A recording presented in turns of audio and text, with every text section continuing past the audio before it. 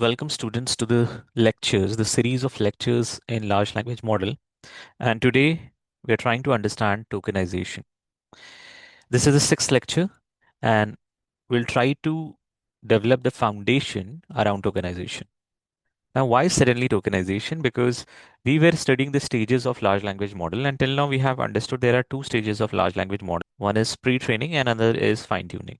And we also understood that fine-tuning is not compulsory and we can also have good result from the models like GPT through few shot learning. But why tokenization? Because even pre-training is like one important, critical, inevitable step in development of large language model. There is another stage or step is data preparation. You cannot run away from data preparation stage, whether it is a large language model, whether it is machine learning algorithm, whatever methods you're applying to predict certain entity, you need data preparation. Whether you are applying large language model, machine learning, or AI methodology, doesn't matter. And in data preparation, there are different stages. The first is that you collect the data, then you clean and filter the data. Why you clean and filter the data? Because you're interested in high quality data. You're not interested in low quality data. Then you convert the data into right format. And then there are two important steps, which is very crucial for large language model, that is tokenization and vocabulary building. Without these two stages, you cannot throw anything to the model for pre-training. Okay. Tokenization in one sentence is simple. It is to convert your whole text into token IDs. Because while pre-training, what you throw inside the model for pre-training is token IDs. It's not token. Okay. At a very high level, we'll first understand that how word tokenization work. Word tokenization. In the real world, word tokenization doesn't work. There are different ways of doing tokenization, which is smarter than word tokenization. There is word tokenization, there is character tokenization, there is subword tokenization, there are BPEs. So there are different algorithms for tokenization itself. But today we are just trying to understand that how tokenization function and what are the critical steps for tokenization. The first step in any tokenization is to first convert your text into tokens because it is word tokenization. So every word will be converted into token. That is step number one, to convert text into tokens. Then you arrange the tokens in ascending or descending order. That is step number two. And the third step is to assign a token ID to every token. These are the three steps at a very high level. So this is my text. I read books. I read code. I convert it into token. I read books. I read code.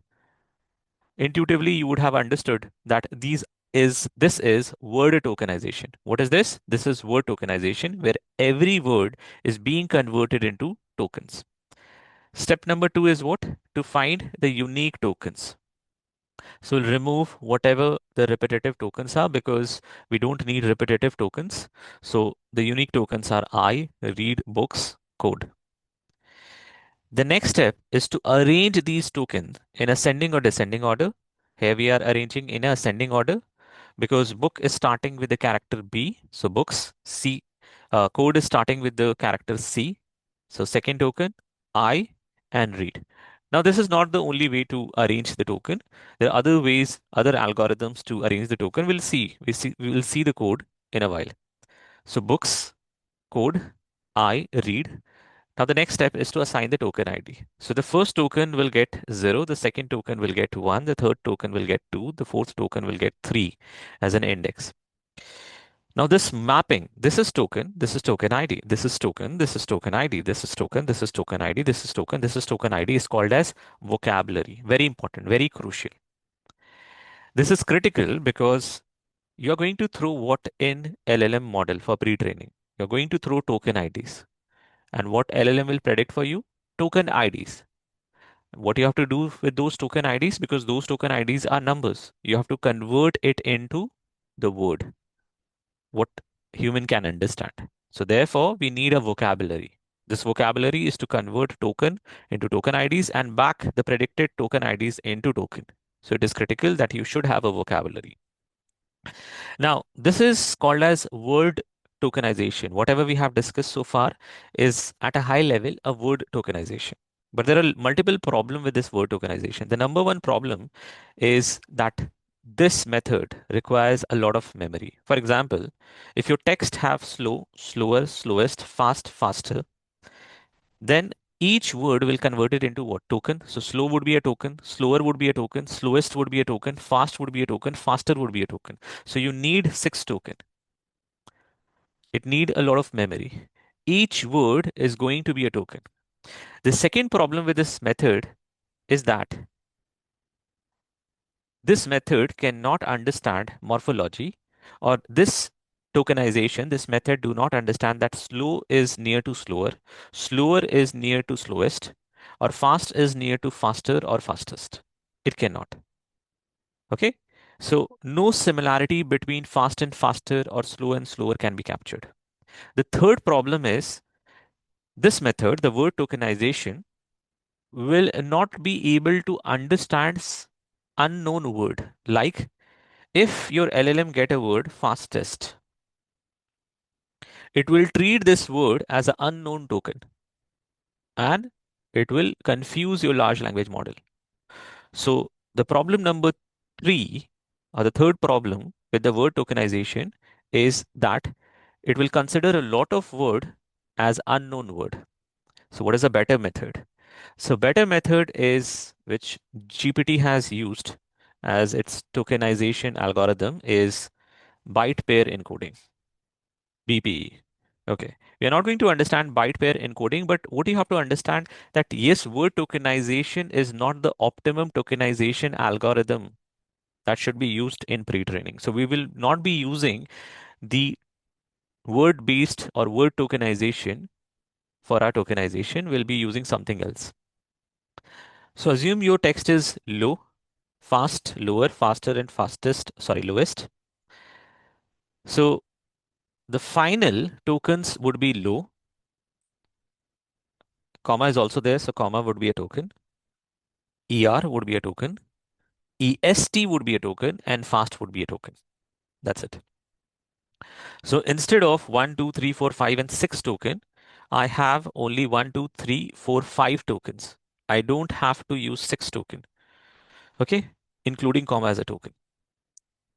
Now, it will definitely help in one thing. So instead of 6, first is your memory is being utilized in a smarter way. You don't need 6 token. And I have just given example, a very small example. Instead of 6 token, I'm using 5 tokens. As the text increases, my token will start exponentially decreasing in byte pair encoding. So every word is not a token. Every word is not a token. You can say every root word is a token. Low is a token, fast is a token, ER is a token, EST is a token. So it resolved the memory problem. The second problem it resolved is that now fast and faster. The faster token would be created by adding fast and ER. So this method understand the faster is near to fast, or lower is near to low, because lower would be constructed with the help of low and ER. And lowest would be converted as in constructed. Lowest would be constructed with the help of low and EST. So it understands that low and lowest is near to each other, or low and lower is near to each other. So it resolves the second problem. The third problem, can you see fastest here? No.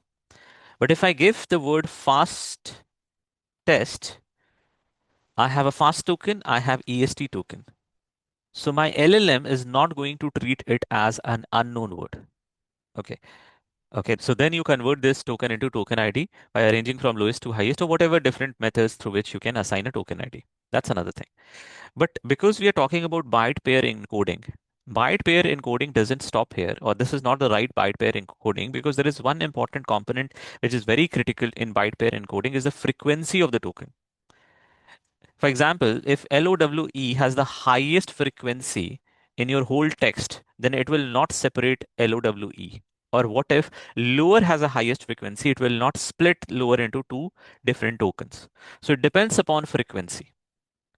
So we'll understand byte pair encoding algorithm in detail in the next lecture. But for the time being, you should understand there is also a frequency component attached to the byte pair encoding. Then it has converted into token IDs and Then you will throw this token IDs into large language model for pre-training, for assigning weights. Okay. Now, what we'll do, because today my focus was to first give you a glimpse of that how word tokenization function. Today we'll not deep dive into byte pair encoding. So let's try to understand that how this text, I read books, I read code, get converted into token IDs and vocabulary. So for that, we'll try to understand the tokenization with the help of Python. Now this is word tokenization. So what we are studying word tokenization,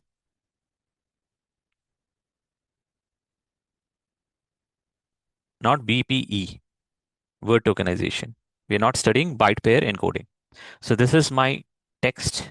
I read books, I read code.